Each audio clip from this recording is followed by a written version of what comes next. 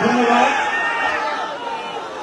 আপনারা জানেন আমাদের সকলের নয়নের মণি, আমাদের যুব সমাজের নয়নের মণি, আমাদের রাজনৈতিক অভিভাবক, সর্বভারতীয় তৃণমূল কংগ্রেসের সাধারণ সম্পাদক মাননীয় সম্মানীয় শ্রী অভিষেক ব্যানার্জি আজকে উপস্থিত হয়েছেন 144 ফলতা বিধানসভার তৃণমূল কংগ্রেসের জোড়াফুল চিহ্নের প্রার্থী সমর্থনে।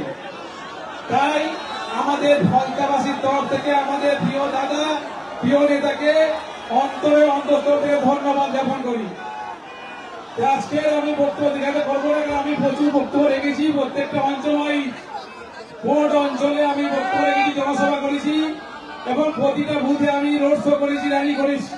তাই আমি বক্তব্য দেখাতে করবো না। আজকে আমাদের রাজনৈতিক অভিভাবক, আমাদের সকলের প্রিয় নেতা শ্রী অভিষেক ব্যানার্জি মহাশয়ের কথা আমরা শুনবো। 2024 সালে এই একই জায়গা থেকে আমাদের প্রিয় নেতা বক্তব্য রেখেছিলেন আর বলেছিলেন ফলতাকে প্রথম হতে হবে। তাই আপনারা তোমাদের আশীর্বাদ দিয়ে ফলতাকে পশ্চিমবাংলার মধ্যে প্রথম স্থান অধিকার করেছিলেন। আজকের আমাদের প্রিয় নেতা যেটা বলবেন সেই অনুযায়ী আমরা আগামী 29 এপ্রিল ঘাসের ওপর জোড়াফুল চিহ্নে ভোট দিয়ে আমাদের প্রিয় নেতা যেটা বলবেন সেই কথা আমরা প্রয়োগ করে পালন করব। তাই আমি বক্তব্য দেখাতে করবো না। আমাদের প্রিয় নেতা রাজনৈতিক অভিভাবক, আমাদের অভিভাবক যেটা বলবেন আমরা সেই বুঝে আমরা আগামী 29 এপ্রিল সেইভাবে লড়াই করে এই ফলতার মাটি থেকে বিজেপিকে উৎখাত করব এবং বাংলা থেকে ফলতার মাটিকে উৎখাত করব, সেইভাবে লড়াইটা করতে হবে। আর বিজেপি যাতে আগামী দিনে এই ফলতা বিধানসভাতে টানা থেকে 10 বার ভাবে, সেইভাবে আমাদের লড়াইটা করতে হবে। সেই কথা আমাদের প্রিয় নেতা যেইভাবে বলবে সেইভাবে আমরা লড়াই করবো। তাই তো নাকি আমরা সেইভাবে লড়াই করবো তো? আর ফলতা থেকে এমন ঝড় তুলবো বিজেপি যেন বাংলা থেকে উৎখাত হয়ে যায়, বিজেপির চামড়া বন্ধ হয়ে যায়। তাই আমি বক্তব্য দেখাতে পারবো না। আমার প্রিয় নেতা, আমার রাজনীতির অভিভাবক, যার হাত ধরে আমরা রাজনীতি শুরু করেছিলাম সেই 2014 সাল থেকে আমরা শুরু করেছিলাম।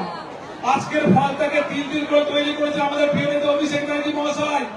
আজকে ডায়মন্ডে গেলে মনে রাখা ধারণ করেছেন 543টা লোকসভার মধ্যে ডায়মন্ড লোকসভা 1 নম্বর করেছেন আমাদের প্রিয় নেতা অভিষেক ব্যানার্জি মহাশয়।